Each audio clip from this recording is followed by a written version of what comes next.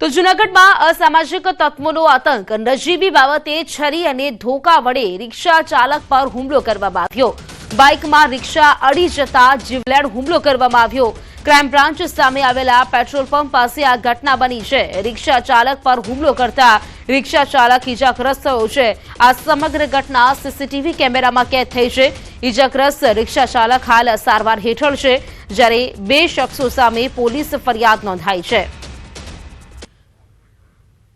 તો ઘટના છે જૂનાગઢની, જ્યાં પેટ્રોલ પંપ પર માત્ર નજીવી બાબતે જીવલેણ હુમલો કરવામાં આવ્યો છે। રિક્ષા ચાલક અને જે બાઇક સવાર છે તેની વચ્ચે ઝઘડો થયો હતો ને ત્યારબાદ એક્ટિવા ચાલકે હાથમાં જે લાકડી લઈને રિક્ષા ચાલક પર તૂટી પડ્યો હતો અને તેની પર જીવલેણ હુમલો કર્યો હતો।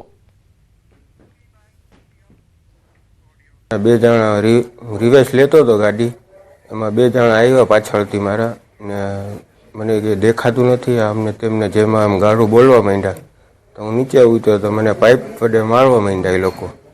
તો મેં પાઇપ પકડી લીધો ને તો પછી એ લોકો પાઇપ મૂકીને ભાગી ગયા।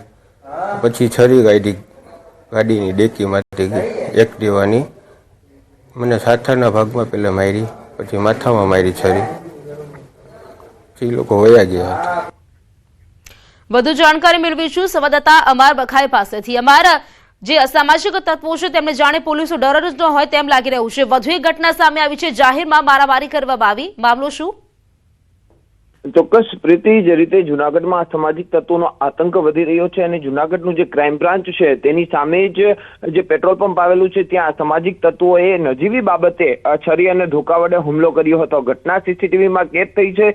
ઇજાગ્રસ્ત સિવિલ હોસ્પિટલમાં સારવાર હેઠળ છે, પરંતુ મહત્વનું એ છે કે આજે અસામાજિક તત્વો જાહેરમાં ધોળા દિવસે આ રીતની જે રીતના મારે છે એક રિક્ષા ચાલકને અને તેને ઇજાગ્રસ્ત કરે છે, જાણે પોલીસનો કોઈ ડર જ ના હોય તે રીતની આખી ઘટના બની છે। જ્યારે હાલ પોલીસ ફરિયાદ નોંધાઈ છે। નવાજ ઉર્ફે બમ અને સુલતાન કટારિયા નામના બંને શખ્સો સામે ફરિયાદ નોંધાઈ છે। નવાજ બમ ગુનાહિત ઇતિહાસ ધરાવે છે, તેની સામે 6 થી વધુ ગુનાઓ નોંધાયેલા છે। ત્યારે હાલ પોલીસ દ્વારા તેની ધરપકડ કરવામાં આવે છે અને બાદમાં શું કાર્યવાહી કરવામાં આવે છે તે જોવું રહ્યું।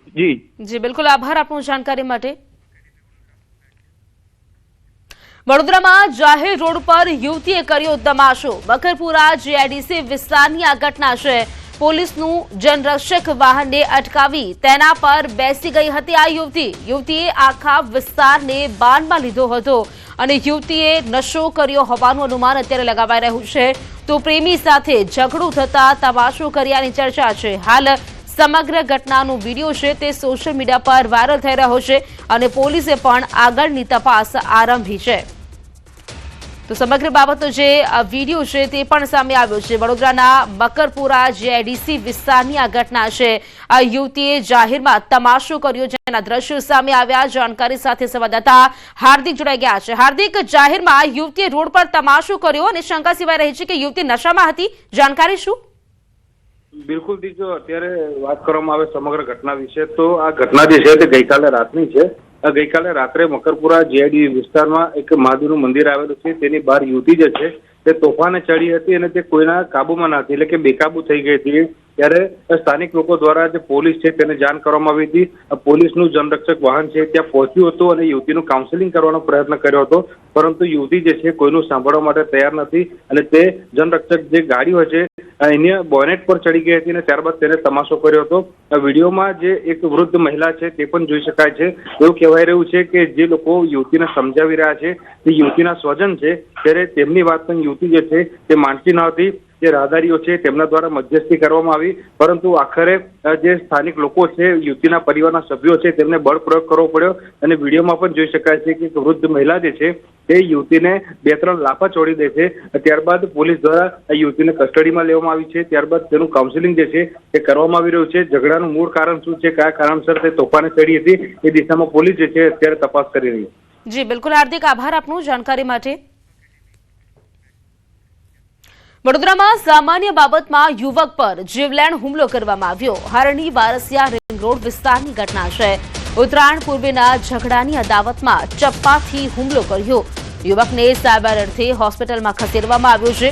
યુવક મામાને ત્યાં પતંગ દોરા લેવા ગયો હતો। અગાઉ પણ પ્રેમ મારવાડી નામના ઈસમે બૂમો કેમ મારે છે તેમ કહી પટ્ટાથી તેને માર માર્યો હતો. અન્ય લોકો તેને બચાવવા જતા તેની પર પણ હુમલો કર્યો હતો. પોલીસે હત્યાના પ્રયાસનો ગુનો નોંધીને કાર્યવાહી હાથ ધરી છે.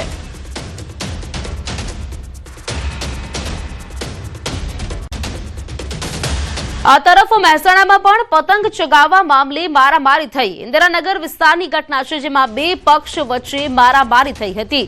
લાકડી અને ધોકા વડે હુમલો કરવામાં આવ્યો અને 3 મકાનમાં તોડફોડ કરવામાં આવી. મારામારી દરમિયાન બે પક્ષના 6 થી વધુ લોકો ઈજાગ્રસ્ત થયા છે. હાલ તમામ ઈજાગ્રસ્તોને સારવાર માટે હોસ્પિટલમાં ખસેડવામાં આવ્યા છે અને સમગ્ર બાબતે પોલીસે વધુ તપાસ હાથ ધરી છે. તો બે પક્ષના લોકો સામસામે મારામારી કરી હતી, જેમાં 6 થી વધુ લોકોને ઈજા પહોંચી છે. મારામારીની ઘટના મહેસાણામાં બની, જેમાં પતંગ ચગાવવા મામલે બે પક્ષ વચ્ચે ઝઘડો થયો હતો. બોલાચાલી થયા બાદ તે મારામારીમાં પરિણમ્યો અને બે પક્ષ વચ્ચે છૂટા હાથે મારામારી થઈ હતી. લાકડી અને ધોકા વડે માર માર્યો. મારી બેન, મારા જીજુ અને મારા માછીનો છોકરો 3 જણા અહીંયા પતંગ ચગાવતા હતા અને પતંગ મારા બંને પતંગ આપે એટલે પેલા ગાળો દેવા માંડ્યા ફોનમાં. એટલે અમે જેને સમજાવવા માંડ્યા કે ભાઈ ગાળો કેમ દે છો ફોનમાં, એટલે એમને અમારા જોડે બબાલ કરી, ઝપાઝપી કરીને પછી પાછળ તલવારને લઈને આવ્યા, તલવાર ધાર્યું અને ધોકા લઈને આવ્યા અને અહીંયા તોડી નાખી, ઈટો વાળી કરી છે. કેટલા લોકોની ઈજા થઈ છે? ઈજા 5 થી 6 લોકોને થઈ છે. ઘરમાં શું તોડફોડ કરી? ઘરમાં પતરા તોડી નાખે છે, કુલર તોડી નાખ્યું છે, લારી ઉલટી પાડી છે, અંદર પછી એક્ટિવા બાઇકો બધું ઉલટું પાડ્યું છે.